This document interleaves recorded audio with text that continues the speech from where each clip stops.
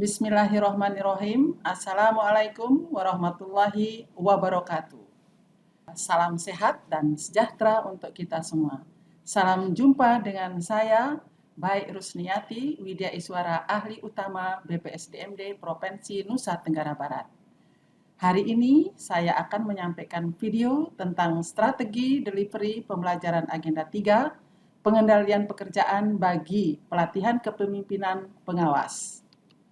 Tujuan pembelajaran yang akan diberikan dalam PKP ini adalah memberikan kemampuan kepada para peserta untuk dapat menjelaskan, menerapkan komunikasi efektif dalam kegiatan pelayanan publik, didukung dengan identifikasi inisiatif dalam rencana kerja sesuai dengan tupoksi dengan memanfaatkan teknologi informasi digital yang dituangkan dalam rencana kerja anggaran, penerapan teknik-teknik pengawasan, pengendalian mutu, sehingga mampu membangun good governance dalam pelaksanaan tugas peserta di instansi tempatnya bertugas.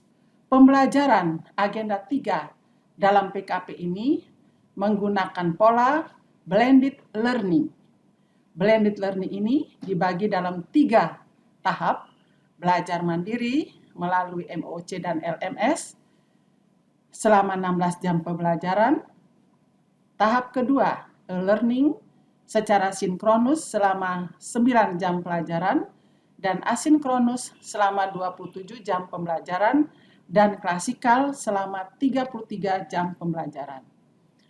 Untuk mapel Agenda 3 PKP ini terdiri dari 7 materi pembelajaran: komunikasi dalam pelayanan publik, perencanaan kegiatan pelayanan publik, penyusunan RKA pelayanan publik digital, manajemen mutu, manajemen pengawasan, dan pengendalian pelaksanaan pekerjaan.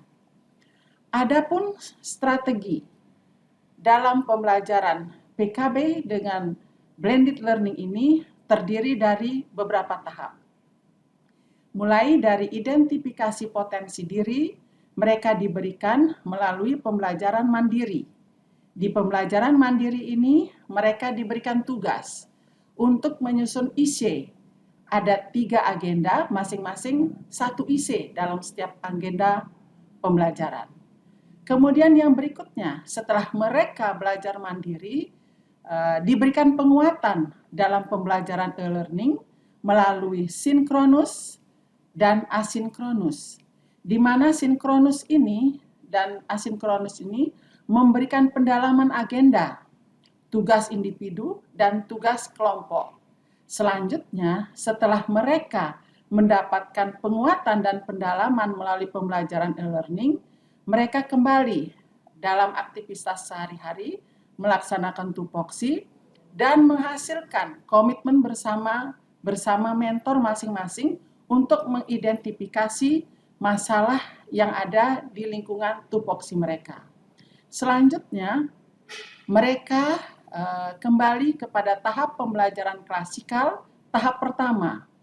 Yang berikutnya, mereka melakukan aktualisasi rencana aksi perubahan, dan klasikal tahap kedua, mereka akan menyampaikan seminar aksi perubahan dan menyusun laporan pengembangan potensi diri. Adapun setiap mata pelajaran yang 7 ini masing-masing memiliki hasil belajar. Di dalam perencanaan kegiatan pelayanan publik, hasil belajar yang diharapkan adalah peserta nantinya mampu memahami konsep pelayanan publik oleh kementerian, lembaga, dan daerah. Selanjutnya, materi pembelajaran yang kedua, penyusunan rencana kerja anggaran pelayanan publik. Hasil belajarnya diharapkan peserta nantinya mampu menyusun rencana kerja anggaran atau RKA pelayanan publik. Kemudian, mapel yang ketiga dalam PKA ini, komunikasi dalam pelayanan publik. Hasil belajar yang diinginkan adalah mampu menerapkan komunikasi publik yang efektif dalam menjalankan tupoksinya sebagai pimpinan jenjang pengawas untuk pengendalian pekerjaan menuju pelayanan publik yang optimal. Untuk materi pembelajaran yang keempat, manajemen mutu, hasil belajar yang diharapkan adalah mampu memahami manajemen mutu dan menerapkan teknik-teknik pengendalian mutu yang relevan dengan pelaksanaan tugas peserta dalam kapasitasnya sebagai pejabat pengawas di instansinya. Kemudian yang berikutnya, pelayanan publik, hasil belajar yang diharapkan adalah mampu mengembangkan rencana pembelajaran publik digital yang sesuai dengan ruang lingkup organisasinya. Selanjutnya, materi manajemen pengawasan, hasil belajar yang diharapkan agar peserta mampu memahami konsepsi tentang manajemen pengawasan dan substansi pengawasan dalam kebijakan sistem pengendalian intern pemerintah atau SPIP, serta mampu menerapkan dalam pelaksanaan tugas dan fungsinya. Dan mapel pengendalian pelaksanaan kerja, hasil belajar yang diinginkan adalah peserta diharapkan mampu melaksanakan dan menganalisis hasil monitoring pelaksanaan pekerjaan. Nah, pembelajaran sebagaimana yang tadi kami sampaikan dibagi menjadi beberapa tahap pelaksanaan dalam pembelajaran blended learning ini. Untuk MOC dibagi terdiri dari 16 jam pembelajaran yang dimulai dari hari ke-6, pembelajaran mandiri selama 5 jam pembelajaran, hari ke-7 pembelajaran mandiri sebanyak 5 jam pembelajaran, hari ke-9 pembelajaran mandiri selama 4 jam pembelajaran, hari ke-9 ditambah lagi dengan pembelajaran mandiri selama 2 jam pembelajaran. Selanjutnya, untuk pembelajaran agenda 3 dengan e-learning, 27 jam pembelajaran, dimulai pada hari ke-15. Sinkronus sebanyak 3 jam pembelajaran, asinkronus selama 4 jam pembelajaran, hari ke-16 untuk sinkronus selama 3 jam pembelajaran, dan asinkronus selama 2 jam pembelajaran. Di hari ke-17, sinkronus selama 8 jam pembelajaran, dan di hari ke-18, sinkronus selama 4 jam pembelajaran. Jadi total pembelajaran selama e-learning baik secara sinkronus dan asinkronus dengan total 27 jam pembelajaran. Untuk strategi pembelajaran e-learning itu kita bagi menjadi beberapa tahap. Di hari pertama sinkronus selama 3 jam pembelajaran, di mana akan diberikan secara asinkronus itu 4 jam pembelajaran tugas individu. Kemudian hari kedua sinkronus selama 2 jam pembelajaran, dan melalui asinkronus ada 3 jam pembelajaran, di sana kita berikan tugas kelompok, kemudian asinkronus diberikan juga selama 3 jam pembelajaran untuk tugas kelompok juga. Dan hari ketiga itu asinkronus saja, selama 8 jam pembelajaran diberikan tugas individu, menyusun rencana anggaran, pelaksanaan monep untuk isu yang telah diangkat, dan tugas kelompok untuk membuat video tentang simulasi dari tugas kelompok. Di hari keempat, pembelajaran sinkronus selama 4 jam pembelajaran. Nah, strategi pembelajaran sinkronus selama 3 jam pembelajaran, hari ke-15 tersebut tentunya selama 3 jam pembelajaran secara sinkronus, diawali dengan pembelajarannya sebelum dimulai dengan perkenalan, kemudian bina suasana, kemudian menjelaskan judul agenda dan tujuan pembelajaran agenda, mereview modul agenda 3 untuk menggali sejauh manakah pemahaman substansi materi agenda 3, kemudian kami pengampu akan menjelaskan hubungan antara agenda 3 dengan agenda-agenda lainnya.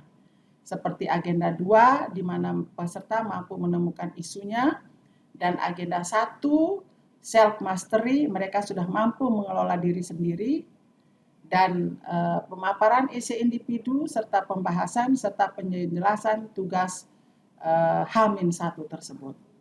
Nah, ini diberikan selama 3 jam pembelajaran. Kemudian untuk strategi pembelajaran sinkronus yang kedua sebanyak 2 JP di hari ke-16, tentu dimulai dengan salam pembuka, kemudian bina suasana, kemudian mereview dalam pengerjaan tugas yang sebelumnya telah diberikan, kemudian membahas hasil penugasan H1 dan 2, kemudian menguatkan konsep-konsep agenda 3 yang dihubungkan dengan agenda 4 tentang rencana mereka untuk dapat menyusun rencana aksi perubahan. Kemudian menjelaskan penugasan hari kedua dan hari ketiga. Selanjutnya, strategi pembelajaran sinkronus ketiga sebanyak 4 JP tentu diawali dengan salam, kemudian bina suasana, mereview kembali pengerjaan tugas H2 dan hari ketiga, kemudian membahas hasil penugasan termasuk video yang telah mereka buat, kemudian menyimpulkan dengan menguatkan pemahaman agenda 3, dan menutup pembelajaran dengan memberikan motivasi. Nah, selanjutnya, bersiap-siaplah mereka untuk memantapkan diri masuk kepada agenda 4. Nah, untuk hari ke-15, tugas individu mengidentifikasikan potensi isu yang ada di instansi secara internal, kemudian dibahas hari ke-15. Kemudian hari ke-15 juga akan membahas tugas kelompok dan dikumpulkan pada hari ke-16. Nah, pembelajaran agenda ketiga klasikal sebanyak 33 JP itu terbagi menjadi beberapa hari. Yang pertama dimulai dari hari ke-27 sebanyak 9 JP, kemudian hari ke-34 sebanyak 94 JP, di mana sebelumnya hari ke-31 sebanyak 3 JP, kemudian hari ke-32 sebanyak 12 JP. Nah, untuk klasikal di hari ke-31 tentunya di awal kegiatan fasilitator diharap untuk menyapa peserta di awal jumpa, kemudian memperkenalkan diri, membina suasana, kemudian mencoba membuat slido untuk mengidentifikasi sejauh mana kesulitan di dalam menerapkan materi pembelajaran. Kemudian di hari ke-32, di awal jumpa selalu kita mengucapkan salam dan membina suasana, kemudian pemaparan dan pembahasan penugasan, penguatan substansi, ice breaking, dan terkait dengan materi penugasan. Tentu di sini juga akan membahas tugas individu. Kita bisa menggunakan beberapa kuis online dan tugas kelompok dengan menggunakan window shopping atau bermain peran. Nah, klasikal di hari ke-33, di awal jumpa sebagaimana hari-hari sebelumnya, selalu menyapa peserta dan bina suasana dan masuk kepada substansi materi. Di hari ke-34, di awal jumpa, selalu menyapa peserta, bina suasana, dan di akhir kegiatan menyampaikan kesimpulan serta motivasi persiapan untuk mereka masuk kepada stula, evaluasi akademik, dan aksi perubahan. Saya kira itu saja yang dapat kami sampaikan untuk strategi delivery pembelajaran agenda 3, pengendalian pekerjaan bagi pejabat kepemimpinan pengawas di lingkup pemerintah Provinsi Nusa Tenggara Barat. Sekian, terima kasih atas perhatiannya. Saya akhiri dengan mengucap salam. Wabillahi taufiq wal hidayah. Wassalamualaikum warahmatullahi wabarakatuh.